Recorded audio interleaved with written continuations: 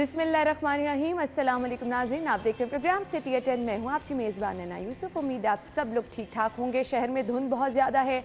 सुबह 8 बजे जिस टाइम मैं ड्राइव करके दफ्तर आ रही थी, हद्दे निगाह बिल्कुल जो थी वो कुछ नज़र नहीं आ रहा था। सो प्लीज़ एहतियात के साथ ड्राइव कीजिए। अब तो सूरत हाल काफ़ी बेहतर है, लेकिन आप लोगों ने जो करना है वो ये है कि जी धुंध में आप प्लीज़ गाड़ी, सामने वाली गाड़ी से फासला ज़रूर रखें, स्पीड अपनी कम रखें और बहुत एहतियात के साथ ड्राइविंग करें। इसके साथ साथ नाज़रीन, हमने प्रोग्राम में ख़बरों की तरफ भी चलने हैं, आज के मेहमान भी होंगे, लेकिन बाकायदा आगाज़ कर लेते हैं। हमारा पहला सेगमेंट है एक दिन एक नेकी।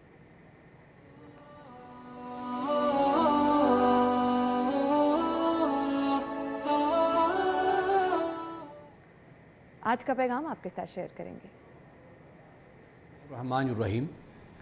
हज़रत आयशा सिद्दीक़ा रज़ियल्लाहु ताला अन्हा रिवायत करती हैं कि रसूलुल्लाह सल्लल्लाहु अलैहि वसल्लम ने फरमाया कि तुम्हारा बेहतरीन माल जिससे तुम खाते हो वो है जो तुम कमाते हो, और तुम्हारी औलाद भी तुम्हारे उस माल में शामिल है। यानी मुराद ये है कि इंसान अपनी मेहनत से कमाता है और मेहनत से कमाने के बाद फिर उससे खाता है, यानी उसको इस्तेमाल में लाता है। एक तो ये बात है, और दूसरी बात रसूलुल्लाह सल्लल्लाहु अलैहि वसल्लम ने फरमाई कि औलाद भी तुम्हारी कमाई है। यानी इस बात की तरफ इशारा है कि सिर्फ इंसान की कमाई उसका माल नहीं होता, इंसान की कमाई उसकी औलाद भी होती है। जिस तरह इंसान अपने माल के बारे में हसास होता है, इसी तरह इंसान को अपनी औलाद के बारे में भी हसास होना चाहिए। जिस तरह माल से इंसान इस्तेफ़ादा करता है, इसी तरह औलाद से भी इंसान इस्तेफ़ादा करता है। जिस तरह इंसान माल के ज़रिए से जन्नत का हकदार बनता है, इसी तरह औलाद की तरबियत करने से भी इंसान जन्नत का हकदार बनता है। रसूलुल्लाह सल्लल्लाहु अलैहि वसल्लम ने एक हदीस में जहाँ ये फरमाया कि इंसान जब दुनिया से चला जाता है तो आमाल का सिलसिला मुनक़ते हो जाता है, लेकिन फरमाया कि 3 सिलसिले कायम रहते हैं, यानी जिसका अज्र और इंसान को उसका सवाब पहुंचता रहता है। उसमें से एक रसूलुल्लाह ने फरमाया कि साले औलाद, नेक औलाद। अब ये नेक औलाद कैसे बनती है? ख़ुद ब खुद तो नहीं बनती, ये माँ बाप की तरबियत से और तालीम से बनती है। औलाद माँ बाप के जाने के बाद जो भी नेकी के काम करती है उसमें वालिदैन का हिस्सा होता है, इसलिए कि वालिदैन ही दर हकीकत बुनियाद हैं उसके अच्छे कामों की, उसकी तरबियत की। तो क़यामत के दिन वालिदैन को उसका सिला अता करता है। तो इसलिए रसूलुल्लाह सल्लल्लाहु अलैहि वसल्लम ने औलाद को भी इंसान की कमाई करार दिया है। तो ये था आज का पैगाम। आज की खबरें क्या हैं? पहली खबर, वज़ीर आला पंजाब का सियासी इंतकाम, 1 खरब 37 अरब के 240 मंसूबे नेगेटिव लिस्ट में शामिल कर दिए।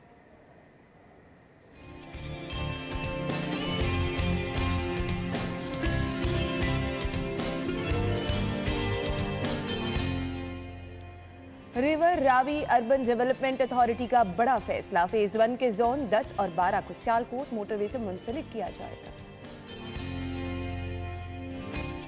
लाहौर में 300 हाइब्रिड बसें चलेंगी, 21 अरब रुपए का तखमीना तैयार।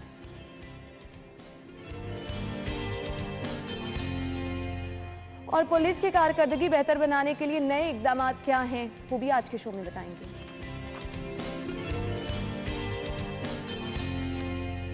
खबरें आज की आप जान चुके हैं। हमारे साथ हमारे सीनियर रिपोर्टर्स मौजूद हैं।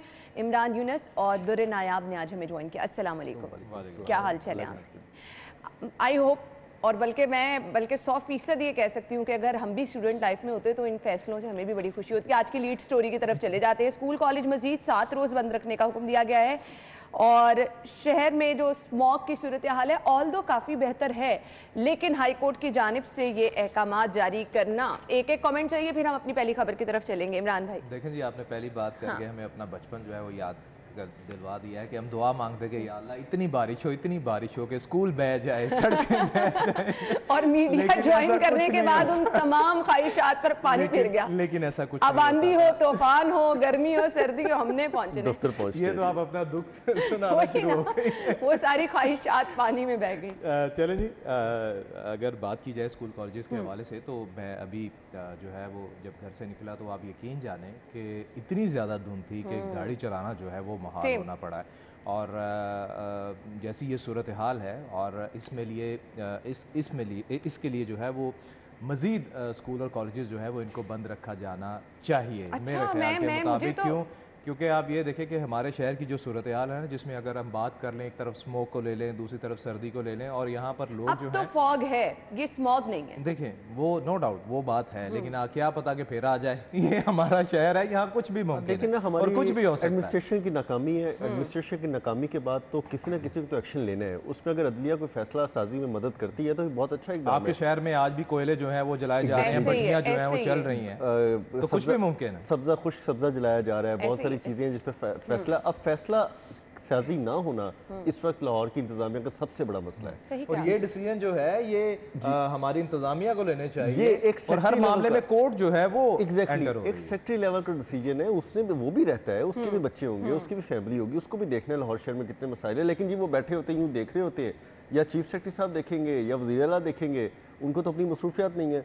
तो फिर कोर्ट जो है, कोर्ट में जाके बात आती है तो किसी न किसी को एक्शन लेना पड़ता है। बिल्कुल आपने सही कहा। चलिए जी पहली खबर की तरफ बढ़ते हैं।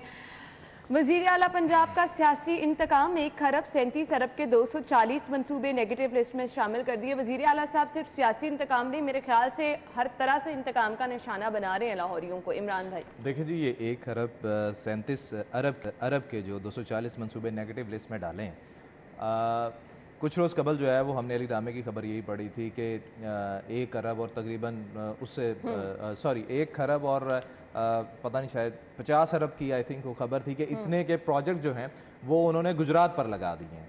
चलें, बहुत अच्छी बात है। हम ये नहीं कहते कि आपने अपने शहर जहाँ से आपने वोट लेने हैं, जहाँ पे जहाँ आपका असर और रसूख है, आपने वहाँ पर लगा दिए हैं। चलें, उसकी तरक्की हम मानते हैं कि भाई वहाँ की तरक्की भी ज़रूरी है, होनी भी चाहिए, क्योंकि वहाँ पर जो आपका घर है, गुजरात में बारिश हो तो अभी भी वज़ीर आला साहब जो परवेज़ राही हैं उनके घर में पानी जो है वो इकट्ठा हो जाता है। अब आप कह रहे हैं कि बाकी पैसे सुने, वहाँ पे लगा दें, यहाँ पे जो निशानदेही करा सुने, 1 खरब आगे ले गए, आप करें, आप एक नई स्कीम तजवीज़ कर रहे हैं। ये काम भी करा लें। अगर आप ये पैसे वहाँ की सिर्फ तरक्की पे लगा रहे हैं, उस शहर की तरक्की पे, तो बहुत अच्छी बात है। लेकिन ये ना हो कि माजी में भी आप जब आए थे आपने वहाँ पर पैसे लगाए, लेकिन नजर क्या आया? कुछ भी नहीं नजर आया। अब हैविंग सेड दैट, आप क्या कर रहे हैं कि आप जो बाकी 240 मंसूबे हैं वो आपने नेगेटिव लिस्ट में डाल दिए हैं। भाई क्यों?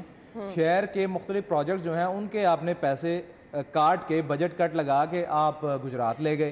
फिर यहाँ के जो हेल्थ के प्रोजेक्ट्स थे, वज़ाई चौधरी साहब की भी खबर थी कि हेल्थ के जो प्रोजेक्ट हैं उन पर भी कट लग गया। लाहौर शहर के तमाम मंसूबों को कट लगा कर आप अपने जो आपका आबाई शहर है आप वहाँ पर ले गए हैं। अच्छा, पहले हम माजी में ना ये सुना करते थे कभी कि जी जो हुकूमत है उसने क्या किया कि जो अपोजिशन के इलाके हैं या अपोजिशन जहाँ पर स्ट्रॉन्ग है, वहाँ पर तरक्याती काम जो है वो नहीं हो रहे। अब एक अरसे बाद ये चीज दोबारा मुझे महसूस हो रही है, स्मेल आ रही है कि ये भी वही काम करने जा रहे हैं। क्या दुरनाब इनको गैर जरूरी समझ के कट लगाया गया है नेगेटिव लिस्ट में? नहीं, हो सकता है कोई स्पेशल इदारे की रिपोर्ट हो कि जी यहाँ से वोट कम पड़े हैं और यहाँ से आपको आइंदा वोट मिलने की उम्मीद भी नहीं है। अपोजिशन स्ट्रॉन्ग है, अपोजिशन स्ट्रॉन्ग है तो वहाँ के वोट उठा लो, सारे वहाँ के नोट भी उठा लो, वोट भी उठा लो, फंड्स भी उठा लो। तो अमूमी तौर पे यही होता है कि अब इनको ये नज़र आना शुरू हो गया है कि कहाँ पे मुस्लिम लीग नून या पीटीआई या अदर पार्टी को स्ट्रॉन्ग है, तो उनको हटा के अब वो ये चाहते हैं कि वहाँ पे इन्वेस्ट किया जाए मंसूबों में, फंड्स की सूरत में, जहाँ से उनको वोटों की उम्मीद है। और ये आज से नहीं, ये तकरीबन आप इसी का हिस्सा देखें। ऊपर मेरी खबर है कि नया पाकिस्तान अपार्टमेंट 3 साल में बनने थे, वो 3 साल में ना बने, 9 अरब से मनसूबा 19 अरब में पहुंच गया। और बजाय कि ये पूछते हैं कि इतनी तखीर क्यों हुई, इन्होंने उन्हीं को फंड्स को जो है 10 अरब रुपये जारी करने की इजाज़त दे दी। यहाँ पे हालात तो हैज़र्ड किस्म की यहाँ पे डेवलपमेंट हो रही है, फंड्स आपके जा रहे हैं, फंड्स आपके सिर्फ हालांकि इस तरह के मंसूबों की अब हमें बहुत ज़रूरत है। ये जो नया पाकिस्तान, छोटी जो स्कीमें है ना, और ख़ास तौर पे ये अपार्टमेंट्स जिसमें कम आमदन वालों के, हमें इस तरह के मंसूबों की बड़ी ज़रूरत है। हमें ये गली मोहल्लों की नालियाँ, वाटर सीवरेज सिस्टम, पीने का साफ़ पानी, उनकी सोलिंग, उनकी पक्की रात, ये सारों पर फोकस करने की ज़रूरत है। क्या मुस्लिम लीग नून ने अपने दौर में ये काम नहीं किया? उन्होंने जगह जगह गांव में पता नहीं कौन से प्रोजेक्ट लॉन्च किए कि पक्की रावां थे, पता नहीं कौन सा पंजाबी के कुछ उन्होंने दो-चार किए और बड़ी देहातों में उन्होंने सोलिंग पहुंचाई और कारपेटेड रोड पहली दफ़ा देहातों के अंदर आई। मुझे एक दफ़ा इत्तेफाक हुआ जाने का, लाहौर से मैं निकला, मैं साहिवाल जा रहा था, रास्ते में एहतजाज हो रहा था, ट्रैफिक डाइवर्ट हुई, गाँव के अंदर अंदर पत्तों की और पीछे कहाँ से सारी पक्की रोड्स, आपकी कारपेटेड रोड, सिंगल रोड और हर जगह एक तख्ती लगी हुई थी कि ये शहबाज शरीफ साहब का मनसूबा है और पक्की राहें और गांव की सारी। तो ये तो हालात हो गए थे उस वक्त। अब आप देखें आपके लाहौर शहर के अंदर पक्की राहें तो बहुत दूर की बात, अब आपको कच्ची राहें मिलना शुरू हो गई है और आए रोज़ हमारे बुलेटिन का जो हिस्सा पहले नहीं होता था, हमें पिछले दौरे हुकूमत में बहुत कम ऐसी टूटी फूटी रोडें मिलना शुरू हो गई थी, लेकिन अब तो हर रोज़ हमारे बुलेटिन में 2 या 3 रोड्स का एक प्रॉपर पैकेज होता है कि जी अब ये भी खराब है, ये भी खराब है, ये भी खराब है। 4 महीने पहले जो रोड्स बनाई हैं वो टूट-फूट का शिकार है। आप आपकी मेन शाहराहें हैं, आप दूर तो ना जाएं, आपकी मेन शाहराहों पे सूरत हालात। रिसेंटली एक बाल टाउन के एरिया जो है वहाँ पर रोड्स नहीं बनी है, आप यकीन जाने इनको मेरे ख्याल से बने हुए मुश्किल से 4 माह हुए होंगे और वो टूटना शुरू हो गई हैं, गड़े पड़ गए हैं वहाँ। आपकी मॉडल शाहराहें जिन्हें आपने डिक्लेयर किया वहाँ पर जगह जगह और काम अगर सिर्फ हो रहा है तो फिर मैं वो बात करूँगा तो पता नहीं शायद आपको लगे कि बहुत ज़्यादा मैं बाइस्ड हो रहा हूँ, लेकिन काम फिर अगर गुलबर्ग या ज़हूर रोड के तरफ में ही होना है तो बाकी रहने वाले कहाँ सही आपने कहा, लेकिन अब मुझे सिर्फ ये नया पाकिस्तान जो अपार्टमेंट्स का मंसूबा है, भारी लागत 10 अरब बढ़ गई है, अब इस मंसूबे को ना ही समझे, इसको ना बिल्कुल समझे, क्योंकि 2019 में 2003 साल का था, 2019 में शुरू हुआ, 2022 तक नहीं बना। उसके बाद 9 अरब का प्रोजेक्ट था, 35,000 अपार्टमेंट कौन जिम्मेदार है भाई? ना कैसे ये जो इतनी 10 अरब रुपए, इतना पैसा लगाया 10 अरब रुपए जो है वो देखें अब इसकी लागत जो है वो बढ़ गई है और ये फंड जारी करते जा रहे हैं। अब मैं 10 अरब का आपको 10 अरब का ब्रेक आउट बताता हूँ कि इसमें होगा क्या। अब देखें पहले इन्होंने कुछ 27 लाख रुपए कीमत निकाली 2019 में कि एक छोटा अपार्टमेंट जो होगा वो 27 लाख रुपए में बनाएगा। अब 19 अरब पे प्रोजेक्ट पहुंचने से आपको पता है वही अपार्टमेंट कितने का पड़ेगा? 52 लाख रुपए का। अब ये जितनी दरमियानी कीमत है जो दुगनी हो चुकी है, ये कौन बर्दाश्त करेगा? वो कम आमदन वाला बर्दाश्त करेगा जिससे पता नहीं 27 लाख कैसे देने थे, या सरकार बर्दाश्त करेगी कि सब्सिडी देगी जो पहले भी नहीं दे रही थी, सरकार नहीं है तो फिर तो ये बड़ी मुश्किलात हैं। और एलडी हुकाम से पूछा जाए कि 3 साल आप क्या मक्खियां मारते रहे, झक मारते रहे, कहाँ चले गए? इमरान खान साहब तो आए बतौर वज़ीर आज़म, उन्होंने तो फीता काटा, अपनी फुटेजेस बनवाई और उन्होंने कहा जी जबरदस्त हल्लो की में ये जी नया पाकिस्तान। आप यकीन माने इतनी लोगों में उम्मीदें आ गई थी कि चले उन्हें अपना जो है वो सर ढांपने के लिए अच्छी जगह मिल जाएगी, सस्ती जगह। आपने कभी इस चीज का पोस्टमार्टम किया है कि इमरान खान साहब ने जिन मंसूबों के फीते काट के वहां से यू टर्न लिया उनका क्या हाल हुआ? आपने रिंग रोड का कभी पोस्टमार्टम किया कि रिंग रोड का तो खान साहब फीता काट चुके थे, 8 कलम में जाके एक सॉफ्ट ओपनिंग हो गई थी, एनएलसी को टेंडर दिया जा चुका था। ये कोई खान साहब से जाके पूछे कि क्या है उन मंसूबों का मुस्तकबिल, अवाम के साथ किस तरह उन्होंने मजाक किया, ये चीजें तो समझ से बाहर ही हैं।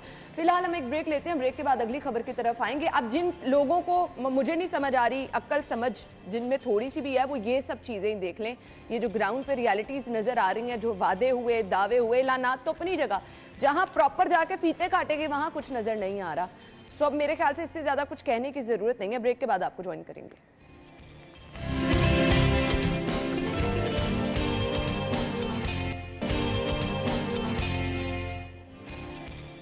खुशामदीद आपको एक बार फिर से कहेंगे। River Ravi urban development authority की जानिब से बड़ा फैसला किया गया है। फेज 1 के जोन 10 और 12 को सियालकोट मोटरवे से मुंसलिक किया जाएगा। दुरे नायाब, क्या फायदा होगा इसका? देखें जी, ये रूडा का जो सबसे मेन प्रोजेक्ट है जिसमें इंटरनेशनल इन्वेस्टमेंट भी है वो है सफायर बे।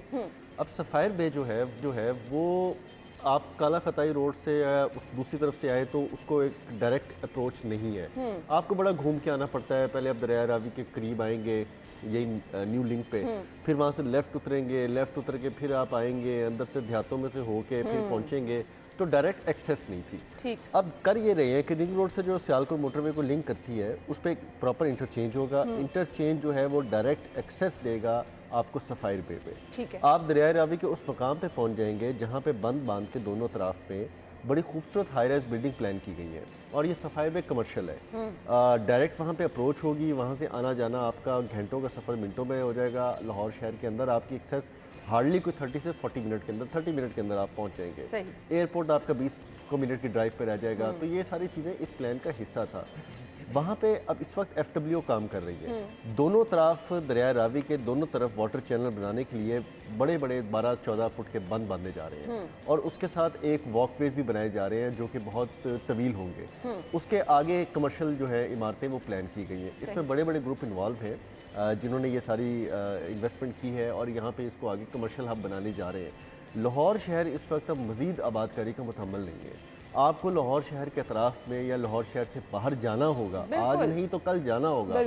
किसी वक्त में ये भी होगा कि आपको एयरपोर्ट भी कहीं बाहर शिफ्ट करना पड़ जाएगा। आपको स्टेडियम भी, अब कज़ाफ़ी स्टेडियम के हालात देखें, जिस वक्त मैच होता है आप वहाँ से गुजर नहीं सकते और सारी ज़िंदगी लोगों की कारोबार मामूलाती ज़िंदगी मंजबंद हो जाते हैं। आपको फिर आगे जाना ही पड़ेगा, तो आपको नए एवेन्यूज़ खोलने की ज़रूरत है। रूडा का ये फैसला जो है बहुत पहले हो जाना चाहिए था, लेकिन चूँकि कानूनी मसाइल होते हैं, लैंड एक्विजिशन होती है, कमिश्नर से ज़मीन मांगनी होती है, आगे चीज़ प्रॉपर प्रोसेस होती है। अब ये इंटरचेंज बनने से मैंने आपको बताया कि तो फासलों में कमी होगी, दूसरा आप कमर्शियल प्रोजेक्ट की तरफ मिनटों की एक्सेस हो जाएगी और जो लोग पूरी दुनिया से इन्वेस्टमेंट कर रहे हैं इनके कमर्शियल प्रोजेक्ट्स में उनको बराह रास्त फायदा होगा। काम वहाँ पे चल रहा है और हार्डली मेरा ख्याल 2 साल के अंदर अंदर आपको ये रास्ते जो है क्लियर होते और सामने कंस्ट्रक्शन होती नजर आएगी। और लोग इसके फीचर्स देख कर, इसकी तमाम ये चीज़ों से बहुत ज़्यादा लोग इसकी तरफ अट्रैक्शन भी हम लोगों की देख रहे हैं। इमरान भाई जी बिल्कुल, देखिए जी, रावी सिटी के हवाले से बात करें तो नो डाउट ये एक बेहतरीन प्रोजेक्ट जो है वो होगा क्योंकि अभी लाहौर को ऐसे प्रोजेक्ट की ज़रूरत भी है। लाहौर का जो अभी भी जो असल मसला है ना वो ये है कि लाहौर जो है ना वो ऐसे फैल रहा है, हालांकि हमारे लाहौर को ऐसे फैलने की अशद ज़रूरत है। पूरी दुनिया में इस तरह होता है, पूरी दुनिया में होता है। अगर मैं आपको गुलबर्ग की मिसाल दूँ, दुर्र नियाब चूँकि LDA करते हैं, इन्हें ज़्यादा बेहतर पता होगा। जो हमारा गुलबर्ग का एरिया है उसकी खूबसूरती में असल बिगाड़ यही पैदा हुआ कि वहाँ पर शुरू से ये इजाज़त नहीं थी कि आप बिल्डिंग ऐसे बना सकें। वहाँ पर सिर्फ यही था कि आपने बिल्डिंग ऐसे फैलानी, जिसकी वजह से आज भी आप गुलबर्ग में देखें आपको कोई भी हाई राइज बिल्डिंग जो है वो मुश्किल से ही नज़र आएगी। उसके बाद डिसीजन दिया, LDA ने अप्रूव कर दिया, उसके बाद जो है वो फिर कहीं जाके अब कुछ वहाँ पर हमें बड़े प्लाजे जो है वो नज़र आ रहे हैं। तो रोडा के हवाले से अगर हम बात करें, नो डाउट ये प्रोजेक्ट जो है वो बेहतरीन होगा और जिस तरह दुर्र नियाब ने कहा कि जिस तरह जगह कम होती चली जा रही है हमें बाहर जाने की ज़रूरत है और उसके लिए ये बेहतरीन प्रोजेक्ट होगा। दूसरा अगर हम बात करें कि जो ये खबर है कि सियालकोट मोटरवे से इसको लिंक किया जा रहा है, देखें लाहौर में जितना भी तामीराती मटीरियल है जो कि इस खबर में भी डिस्कस किया गया है ये सारा मोस्टली बाहर से आता है। अगर हम आज़ाद कश्मीर की बात कर लें, मुजफ्फराबाद की, तलागंग की बात कर लें, सारा सस्ता मटीरियल जो है ना वहीं से आता है और उसकी ट्रांसपोर्टेशन के लिए हैवी मशीनरी जो है उसकी ज़रूरत होती है। और अब ये है कि हमारी जैसी रोड है वो सबको पता है कि कैसी हैं, तो अब जो है नो डाउट इससे काफ़ी ज़्यादा फ़र्क जो है वो पड़ेगा, टाइम में भी फ़र्क पड़ेगा और ये जो तामीराती मटीरियल के हवाले से जो हैवी मशीनरी जिसके ज़रिए लाई जाएगी ट्रांसपोर्टेशन है वो भी कम खर्च पड़ेगा और ईजी रास्ता जो है वो लाहौर को मिल जाएगा। मुझे ये बता दें, जैसे कि मैंने कहा अब लोग बड़े अट्रैक्ट हो रहे हैं क्योंकि हमारे यहाँ पे जिन मसाइल का सामना है और रुडा जो एक पेशकश कर रहा है वो तमाम मसाइल से बालातर हमें चीज़ें नज़र आ रही हैं। अब जिन लोगों को इसमें अट्रैक्शन नज़र आ रही है, जो लोग वहाँ पर ज़मीन खरीदना चाह रहे हैं या कुछ इन्वेस्टमेंट करना चाह रहे हैं, इसके लिए कोई गाइडलाइन है? आपने लाहौर में देखा कि प्रोजेक्ट पहले अनाउंस हो जाते हैं, रास्ते वहाँ पे होते नहीं है, बाद में कहीं रूरल के बेचारे लोग जो हैं वो पहुँचते हैं, फिर कहीं रास्ता बनता है, बहुत बार और बड़े बड़े नामवर, मैं अथॉरिटीज़ का नाम नहीं लेना चाहता, फिर किसी की हक तलफी होगी, तो सब ये करते हैं अमूमन कि पहले एक गेट खड़ा कर देंगे, उसके बाद अंदर ना धड़ाधड़ फाइलें बिक्री होंगी, आ रही होंगी, जा रही होंगी, ना उसको कोई अप्रोच रोड है, ना कोई आगे ना कोई पीछे। रूडा की प्लानिंग में ना सबसे बड़ी बात जो मुझे पसंद आई है ज़ाती तौर पे कि वो हर चीज़ को लेके बाय प्लान चल रही है। अब अगर आपने वहाँ कमर्शियल प्रोजेक्ट के लिए दरिया के अंदर वाटर चैनल बनाने के साथ ही आपने उसको एक्सेस रोड पे काम शुरू कर दिया है, तो मैं समझता हूँ कि ये थोड़ा सा देर है, लेकिन अभी भी बहुत पहले आपने काम स्टार्ट कर दिया है। अब जब तक वहाँ पे कंस्ट्रक्शन की तामीरात स्टार्ट होंगी, high rise building, vertical construction start होगी, उससे पहले एक्सेस रोड बन चुकी होगी, क्योंकि मैं यहाँ जाता रहता हूँ तो खेतों से गुजर के, गाँव से गुजर के मैं बड़ा तंग होकर जाना पड़ता है। उसके बाद रावी के जितने भी प्रोजेक्ट्स हैं इस वक्त तकरीबन वो 80 से 90% बिक चुके हैं। जी, आपके ये सफ़ायर बे के तमाम कमर्शियल प्लॉट्स, बड़े बड़े नामवर ग्रुप पाकिस्तान के, दुबई के, सऊदीया के, अमेरिका के सब जॉइंट वेंचर्स जो हैं वो ले जा चुके हैं। आपके चहारबाग जो उनका रिहायशी मनसूबा है डेरा गुजरा से चंद मीटर की मुसाफत पे, वो बिल्कुल रिंग रोड के ऊपर है, वहाँ पे रिहायशी जो प्लॉट्स इन्होंने रखे थे वो 100% बिक गए। उसके बाद इन्होंने जो अपार्टमेंट्स रखे थे वो 80% बुक हो गए। उसके बाद इन्होंने अभी एक बोली की है कमर्शियल प्लॉट की, और मैं हैरान रह गया, मतलब कि मेरे ये तजर्बे से भी बालातर बात हो गई। अभी वहाँ पे प्लान है, आप कह रही हैं कि अप्रोच रोड बहुत अभी बेहतर नहीं है, जो हो जाएगी। वहाँ पे कमर्शियल प्लॉट 7 करोड़ रुपए से जायद पर कनाल बिक गया। ये रेट कभी जौहर टाउन, गुलबर्ग और हम इस तरफ सुना करते थे, बिल्कुल। और अभी वहाँ पे ये हालात है कि जहाँ पे उन्होंने सिर्फ ईयर मार्क किया है कि जी यहाँ पे ये बनना है, यहाँ पे आप ये कमर्शियल, वो 7 करोड़ पर कनाल से ऊपर चली गई है बोली। तो अब एतमाद की अगर बात करें, आपका मेरा मसला नहीं है, हम तो ले मैन है हम लोग, लेकिन जो बिजनेस कम्युनिटी है, जो प्रोजेक्ट्स पे इन्वेस्ट कर रही है, जो लोग समझते हैं कि आने वाले दिनों में अगर हम ये पे हाई राइज वर्टिकल अपार्टमेंट्स बनाएंगे और जिस तरह लाहौर से तंग पड़ता जा रहा है, तो लोग आएंगे। भाई लोग क्यों नहीं आएंगे? आप ऑरेंज लाइन से उतरें, जैसे आखिरी साहब से 2 मिनट के पास आप रिंग रोड की तरफ एक्सेस हो आपको, और आप अंदर चहारबाग में घुस रहे, आप रिंग रोड से उतरे, सीधा बिल्कुल मेन पे चहारबाग में घुस रहे। आप लाहौर से निकल के आप आ रहे हो कसूर से, आप आ रहे हो पिंडी से, आप आ रहे हो मुल्तान से, रिंग रोड पकड़े, जीटी रोड से उतरे, मोटरवे से उतरे, आप सीधा पहुंच गए। हमें अब इस तरह के एवेन्यूज की जरूरत है जहां पे अप्रोचेस हो, और जिस तरह से लोगों का हम देख रहे हैं, मेरे तजर्बे में मैं नहीं समझता था कि इतनी जल्दी ये सब कुछ बिक जाएगा इनसे, क्योंकि लाहौर शहर के अंदर हम ये एलडी के ऑक्शंस कवर करते हैं, हम और चीज़ें कवर करते हैं, हम बहुत सारे और भी देख रहे होते हैं, डीएचए के बहुत सारे प्रोजेक्ट्स देखें, आप हर चीज़ को अगर एवेल्युएट करें। तो मेरी ये एक नाकिस राय थी कि शायद इतना रिस्पांस ना मिले, लेकिन ये पिछले हफ्ते इनका कमर्शियल का रिस्पांस देकर तो मैं खुद परेशान हो गया हूँ। बिल्कुल, वाकई ये हैरान कुन चीज़ें जो कि आपने हमारे साथ शेयर की। हमने एक ब्रेक लेनी है, ब्रेक के बाद आएंगे तो अगली खबर शामिल करेंगे। आप हमारे लिएगा।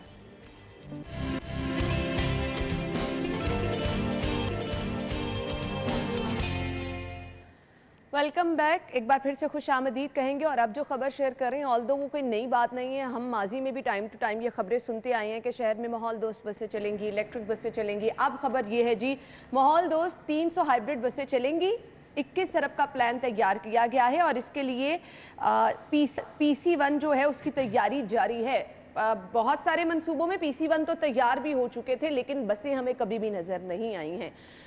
इमरान भाई, देखें जी, जब पीटीआई की हुकूमत पंजाब पर आई तो उसने सबसे पहले काम क्या किया कि जितने यहाँ पर रूट थे वो तो ऑलरेडी पहले बंद थे। लाहौर के रूट्स की बात की जाए तो 19 रूट्स थे, जिनमें से 17 जो है वो बंद कर दिए गए। इन्होंने क्या किया, जो बसें थी वो भी बंद कर दी, और उन्हें खटारा बसेस कह के हाशिम जवाबक साहब ने इन्होंने हाशिम जवाबक साहब ने तमाम बसेस जो हैं वो उस वक्त बंद कर दी थी तमाम के, जी ये खटारा हो चुकी है, हम नई बसें जो है वो LTC के ज़रिए लेकर आएंगे। लेकिन वो भी प्रोजेक्ट जो है वो अभी तक फाइलों की नज़र हो गया। 3 से 4 साल हो गए हैं ये कोशिश करते रहे कि जी हम माहौल दोस्त बसेस जो हैं वो लाएंगे, बाहर से बसें आएंगी, चाइना लाएगा, ये करेगा, वो करेगा, लेकिन ये तमाम तर प्रोजेक्ट जो हैं वो सिर्फ इन्होंने मीटिंग्स के लिए रखे।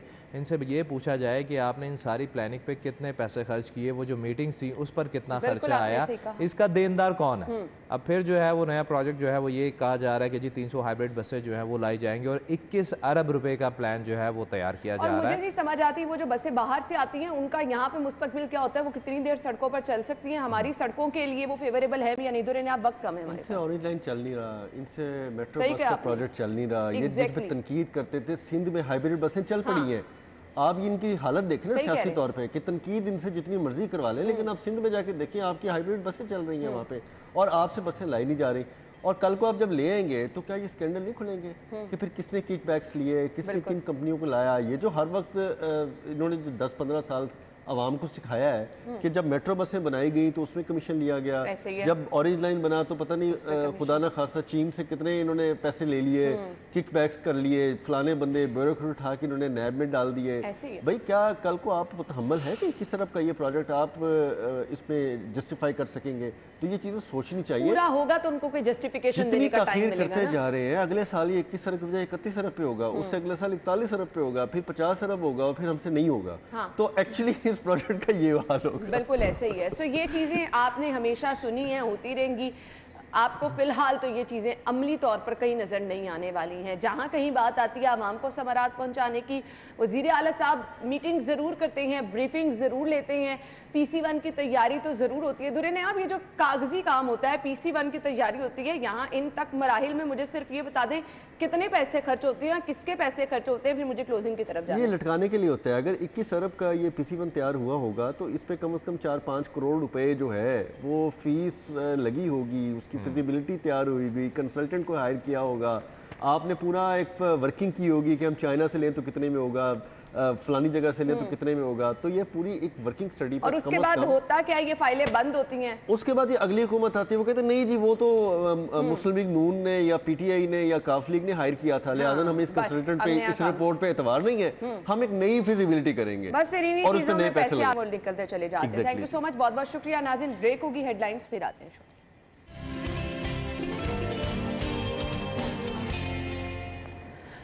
स्टूडियो में खुशामदीद। और अब ज़रूरत है जी खबरदार और होशियार होने की, क्योंकि सोशल मीडिया का बढ़ता हुआ रुझान जहां आपको बेतहाशा फ़ायदे पहुंचा रहा है, वहीं इसके नुकसानात भी डबल बल्कि ट्रिपल अगर कहें तो बिल्कुल गलत नहीं होगा। आपको बड़ी अट्रैक्शन नज़र आती है सोशल मीडिया पर जब आपको कहा जाता है कि जी आपको बड़े आसान कर्जे दिए जाएंगे, आप ये एप्लीकेशन डाउनलोड करें तो आपके साथ क्या कमाल हो जाएगा। सो ऐसे में ये ट्रेंड जब बहुत ज़्यादा बढ़ने लगा तो नौजवानों ने एप्लीकेशंस को डाउनलोड करना शुरू कर दिया और कर्ज के नाम पर जितना बड़ा फ्रॉड किया जाने लगा, जिस तरह से आवाम को लूटा जाने लगा। सोशल मीडिया पर आपने ये तो सुना होगा कि फलां चीज़ आपने मंगवाई तो वो ख़राब निकल आई, क्वालिटी अच्छी नहीं निकली, बहुत ही घटिया क्वालिटी निकली, पैसे आपसे अच्छे खासे वसूल कर लिए। लेकिन अब ये बातें पुरानी हो गई हैं और आवाम को लूटने के लिए, सार्फिन को लूटने के लिए नित नए तरीके अपनाए जा रहे हैं। ऐसे में जब आपको नज़र आ रहा है कि हर बंदा बेरोजगार है, लोगों के पास पैसा नहीं है, लोग महंगाई के जद में है, तो लोगों को कर्जों की जरूरत है, तो सोशल मीडिया पर हमने बहुत सारे लोगों को देखा जिन्होंने एक ऐसी एप्लीकेशन मुतारिफ करा दी कि लोगों को कर्ज के नाम पर लूटने लगे हैं।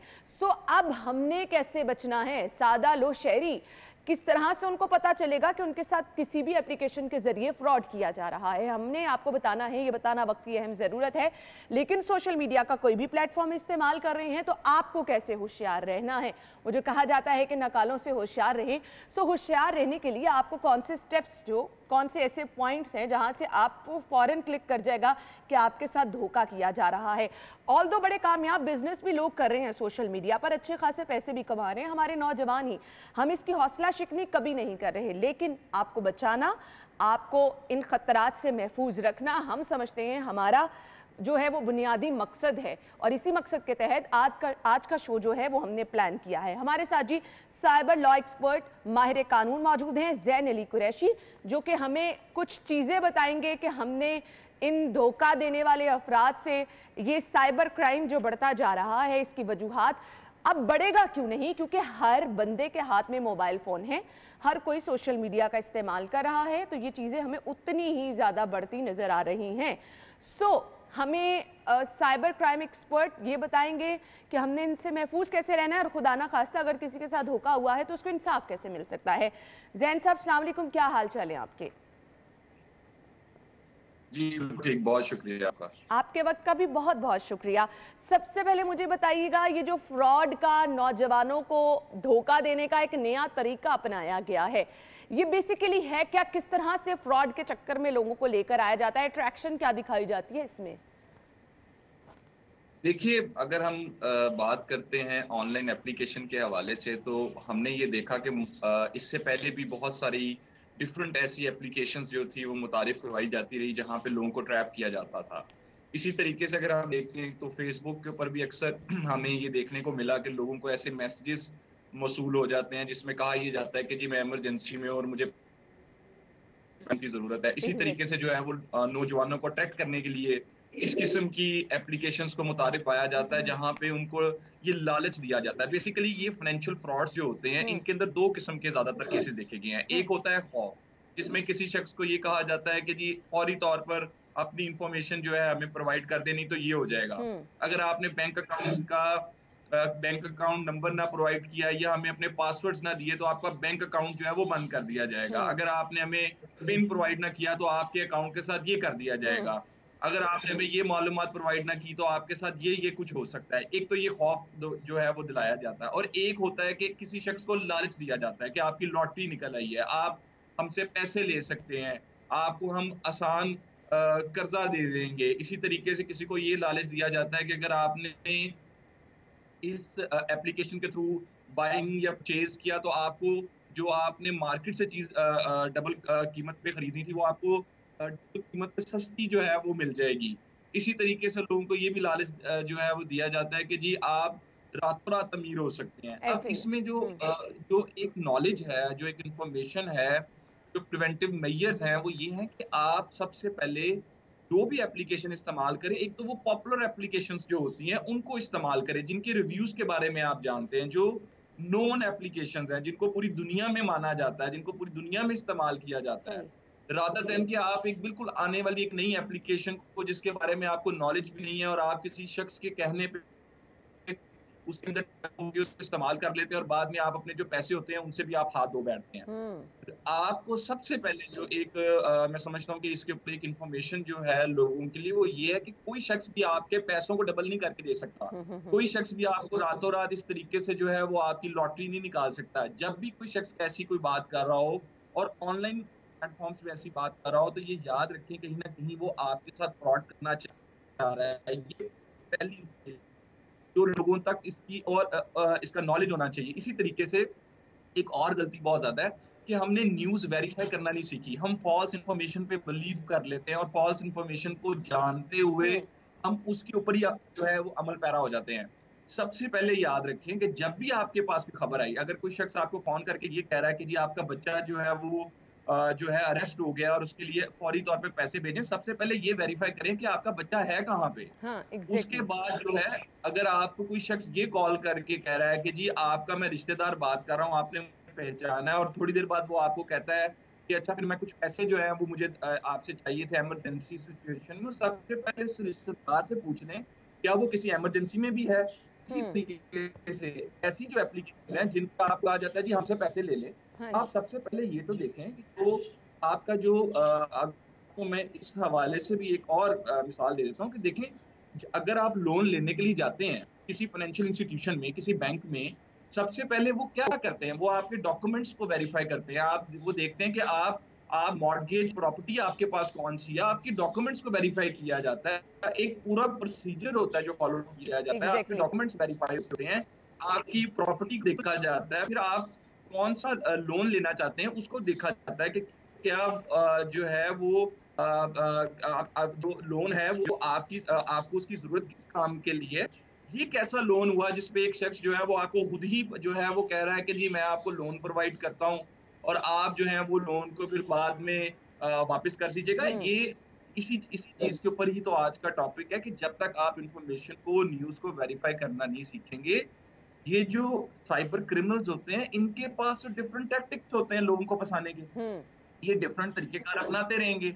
जब तक लोग न्यूज वेरीफाई करना नहीं सीखेंगे, कोई भी न्यूज, जैसे मैंने पहले बताया कि लोगों को कॉल्स आ जाती हैं, फाइनेंशियल फ्रॉड की मिसाल है, जिसमें लोगों को ट्रैप किया जाता है, जिसमें लोगों की इंफॉर्मेशन को उनसे हासिल किया जाता है। जैसे आमतौर पर देखा जाता है लोगों को मैसेज आ गया है कि जी आपके मोबाइल फोन में गलती से कोड जो है वो चला गया, वो कोड काइंडली जो है वो आप हमसे शेयर कर दें, मैं बड़ी इमरजेंसी में, वो कोड गलती से आपके मोबाइल फोन पे आ गया।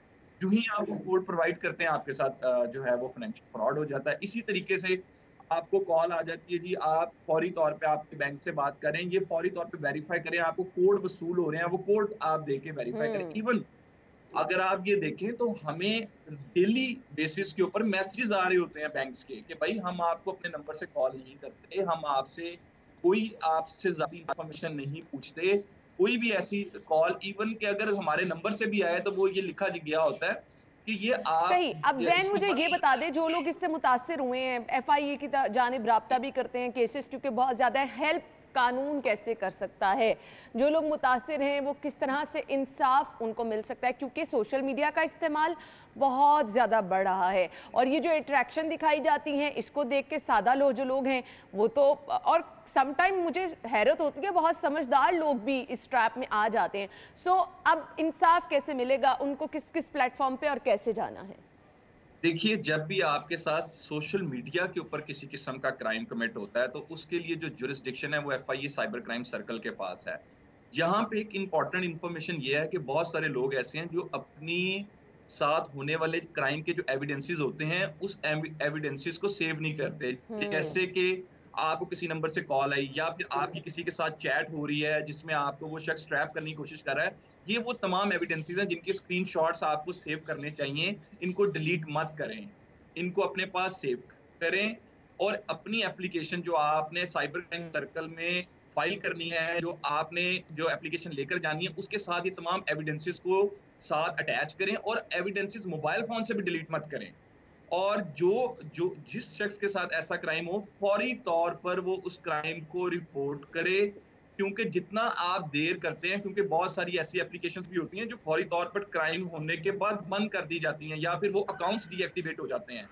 फौरी तौर पर इनको रिपोर्ट करें और उसमें देर मत करें। सही। इसके साथ साथ मुझे ये बता दें, अब हमने इस रुझान पर काबू पाना है, सो कोई कानून में भी सख्ती लाने की जरूरत है।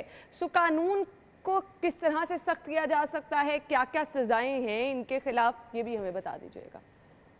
देखिए, कानून बिल्कुल आपका ये सबसे अहम सवाल मैं समझता हूँ वो ये है कि कानून में कौन कौन सी जगह हमें अमेंडमेंट्स करने की जरूरत है। एक तो मैं समझता हूँ कि कानून को अगर हम देखें तो वहां पे हमारे पास जो provisions prevention of electronic crimes act 2016 में मौजूद है, वो इलेक्ट्रॉनिक फ्रॉड और इलेक्ट्रॉनिक फॉर्जरी की हैं। यहाँ पर हमें इन ऑफेंसेस को नॉन लेवल और उसके अलावा कॉग्निजेबल करने की जरूरत है। और सबसे अहम बात यह है कि हमें इनकी सजाएं बढ़ाने की जरूरत है। जब तक पनिशमेंट्स जो हैं वो बढ़ेंगी नहीं, इसी तरीके से ना सिर्फ सजाएं बढ़ाने की जरूरत है, उसके एंड पे हमें, दूसरे एंड पे हमें एक प्रॉपर ट्रेनिंग जो है वो प्रोसिक्यूशन की भी करवाने की जरूरत है। इसी तरीके से हमें जजेस की ट्रेनिंग की भी जरूरत है, हमें लॉयर्स की ट्रेनिंग की भी जरूरत है। और ऐसे केसेस के अंदर जब तक सजाएं नहीं होंगी, जब तक पनिशमेंट्स नहीं होंगी, तो डेटरेंस क्रिएट नहीं होगी सोसाइटी के अंदर। और आपने बिल्कुल सही कहा जैन, आपके वक्त का बहुत बहुत शुक्रिया। जब तक आप लोगों को मिसाल नहीं बनाएंगे, सजा किसी को नहीं देंगे और सामने नहीं लेकर आएंगे कि जी अगर किसी ने ये कमिट किया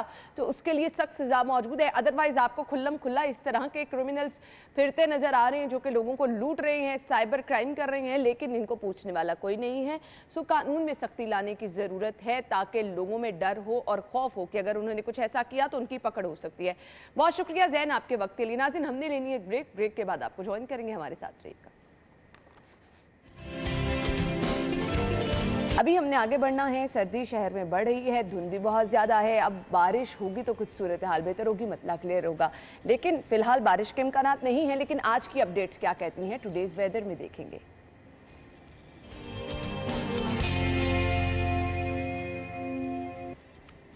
अच्छा जी, कोमल बाहर मौजूद है, मौसम की सूरत हाल हमें बताएंगी। कोमल, बताइए मौसम आज कैसा रहेगा दिन भर और बारिश के इम्कानात कब तक जाहिर किए जा रहे हैं? जी बिल्कुल अन्ना, लाहौर शहर के मौसम के हवाले से बात की जाए तो इस वक्त शहर लाहौर में हर तरफ जो है वो धुंध का राज नजर आ रहा है। धुंध ने आज शहर लाहौर का घेराव कर लिया है, जिस वजह से हद निगाह में भी कमी देखी जा रही है, जबकि शहर लाहौर के वासियों की मामूलात ज़िंदगी भी अच्छी खासी मुतासिर होती हुई नजर आ रही है। हर तरफ जो है वो हम देख रहे हैं इस वक्त मतलब जो था वो साफ़ सुथरा हो जाता था, जबकि इस वक्त हर तरफ जो है वो हम देख रहे हैं कि धुंध है और धुंध की वजह से शहरियों को अपनी काम काज की तरफ जाने में शदीद मुश्किलात का सामना करना पड़ रहा है। सर्दी बरकरार है, ठंडक है, खुनकी में इजाफा देखा जा रहा है, जबकि ठंडी ठंडी हवाओं का सिलसिला भी बरकरार है। मौजूदा दर्जा हरारत के हवाले से बात कर ली जाए तो इस वक्त दर्जा हरारत जो है वो भी 9 डिग्री सेंटीग्रेड रिकॉर्ड किया जा रहा है। जबकि शहर में फ़िज़ाई आलूदगी के हवाले से बात की जाए तो शहर लाहौर में फ़िज़ाई आलूदगी के एतबार से लाहौर आलूदा तरीन शहरों की फहरिस्त में पहले नंबर पर देखा जा रहा है। लाहौर में AQI की शरह जो है वो 308 रिकॉर्ड की जा रही है, जो कि इंसानी सेहत के लिए इंतहाई मिज़र है। थैंक यू कोमल, आपने हमें बताया मौसम कैसा रहेगा। सो आप वो जो गाना सुना करते थे अबरारुल हक का कि भीगा भीगा सा ये दिसंबर है, इस दफ़ा तो वो गाना जो है वो फिट नहीं बैठ रहा, क्योंकि दिसंबर ऑलमोस्ट गुजरता चला जा रहा है और बारिश के फिलहाल कोई इम्कानात नहीं है। सो आगे बढ़ते हैं, अगले सेगमेंट की तरफ चलते हैं और अगला सेगमेंट हमारा कौन सा है जी? Big screen. मैं ज़रूर पेरेंट्स को ये सजेशन देना चाहूँगी कि बच्चों के इस तरह की चीज़ों में भी अगर आप उनके साथ रहें तो बच्चे इन चीज़ों को मज़ीद इंजॉय करते हैं। सो ब्रेक ले लेते हैं, ब्रेक के बाद जब वापस आएंगे तो हमने अगले सेगमेंट की तरफ बढ़ना है, हमारे साथ ही रहिएगा।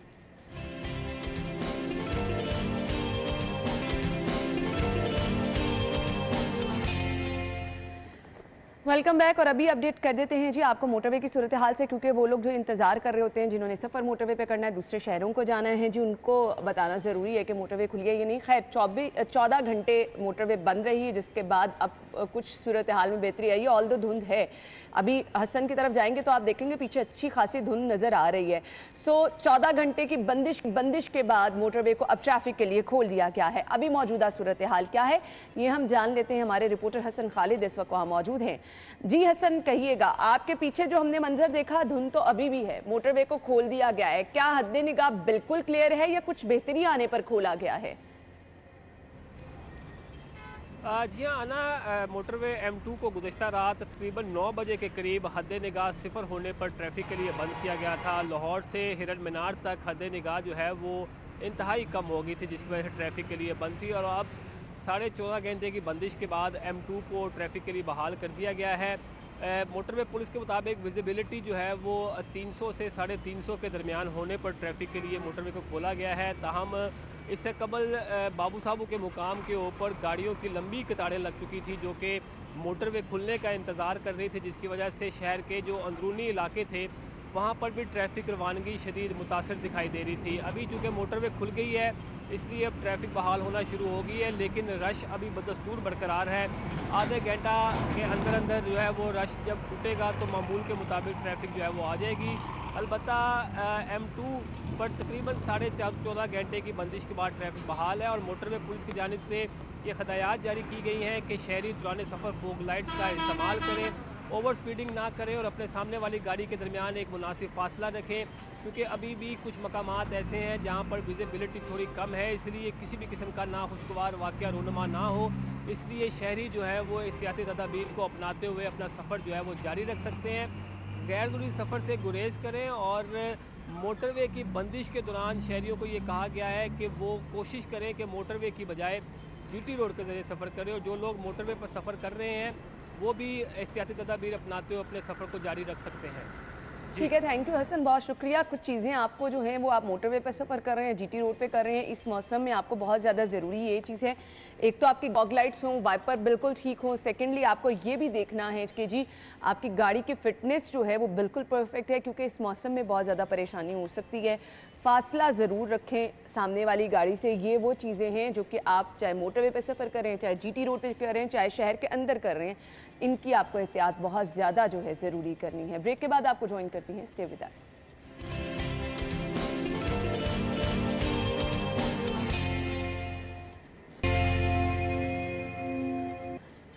मार्केट में, ओपन मार्केट में आपके घर के नियरेस्ट जो बाजार हैं वहां पर सब्जियों के रेट क्या चल रहे हैं, आज कौन सी सब्जी किस कीमत पर मिलेगी और शहरियों का रद्द-ए-अमल इस पर क्या है, हसन अली की तरफ चलेंगे। Over to you Hasan. अगर शहर में सब्जियों की कीमतों के हवाले से बात की जाए तो कीमतों में कोई कमी जो है वो नहीं नज़र आती और ख़ासतौर पे अगर बात की जाए सरकारी नेफनामे के हवाले से तो शहर के जिस भी इलाके में चले जाए वहाँ पे सरकारी नेफनामे पर अमल दरामद नहीं किया जाता। इसी वाले से मज़ीद बात करेंगे। यहाँ पे मेरे साथ एक सब्ज़ी फरोश जो है वो मौजूद हैं, उनसे हम पूछेंगे जी ये बताएँ कि सब्ज़ियाँ एक तो वैसे ही कीमतें ज़्यादा हैं और आप लोग सरकारी नरखनामा जो है वो हमेशा से देखा गया है कि उसके मुताबिक शहर में कहीं पे भी सब्ज़ी हो या कोई भी चीज़ हो वो फ़रोख्त नहीं होती, इसकी क्या बुनियादी वजह है? सर पहले बात है ना, खर्चे बहुत हो गए हैं। पहले गाड़ी का किराया होता था 300-400 में जाते थे, अब 1500 में आते हैं। 1500 किराया उसी में निकालना है, फिर अपने खर्चे भी हैं। शाहपुर 500 रुपये किलो है, वो भी इसमें निकालने हैं। महंगाई तो होएगी ना, 10-5 रुपये या 10 रुपये किलो साथ लगा लो तो हम 15 रुपये 20 रुपये हम बेच देते हैं। अब प्याज 200 रुपये किलो है, मंडी में 190 मिल जाती है, ठीक है ना। हमने 10 रुपये 200 बेचनी है क्योंकि हमने 10 रुपये उसमें शाहपुर भी है, किराया भी है, अपने खर्चे भी है, मजदूरी भी है, सब कुछ उसमें ही है। तो जो सरकारी नरखनामा जारी किया जाता है वो आप लोगों की मुशावरत से जारी नहीं होता? नहीं, मौसम नहीं पूछते, वो मंडी में जाते हैं, घर सोए होते हैं, उधर सुबह उठ के अपने अंदाजे से भेज देते हैं। मंडी में जाए उसे तोड़े में देखे, मिसाल पेटी टमाटर होगी उसमें कितने मोटे टमाटर, कितने बारीक टमाटर है, कितना वजन है, ये नहीं देखते। वो देखते पेटी उठा दे 15 किलो वजन है जिसमें जी, ठीक है जी 700 रुपये की 50 किलो पड़ गया जी, ये नहीं होता। उसमें छोटे वजन भी होता है, बड़ा भी होता है। ये छोटे टमाटर होते हैं ना वो मिक्स रेट होता है सब उनका, वो हमने छांट के मोटे टमाटर जो गाग होता है मोटे टमाटर लेगा, ठीक है ना। हमने उसको अच्छा टमाटर देना है, हमने उसे या 50 में 60 रुपये देना उसको, और गवर्नमेंट देते 55,000 रुपये बेचो जाए, 5 के पीछे कचरा छोड़ देना उनको, गाग भी खुश नहीं होता 5 में। जी जैसे कि मेरे साथ यहाँ पे सब्ज़ी फरोश जो है वो मौजूद थे, उनका यही कहना था कि जो सरकारी नरखनामा जारी किया जाता है हुकूमत की जानिब से उसमें अखराजात जो है वो शामिल नहीं किए जाते। उनका ये कहना था कि जो ट्रांसपोर्ट के किराए हैं वो मुसलसल बढ़ते जा रहे हैं, जबकि अगर कीमतों की बात। Hasan thank you so much, आपने हमें सब्जियों की कीमतें बताई। इसके बाद जी एग रेट्स आपको बता देते हैं जी। अगर आपने अंडों की खरीदारी करनी है रिटेल प्राइस 274 274 रुपए दर्जन में आप अंडों की खरीदारी कर सकेंगे। अगर आपको थोड़े से सस्ते अंडे खरीदने हैं, 2 रुपए की बचत करनी है, तो आप जाएंगे जी होलसेल पर, वहां पर आप खरीद सकेंगे 272 रुपए दर्जन में।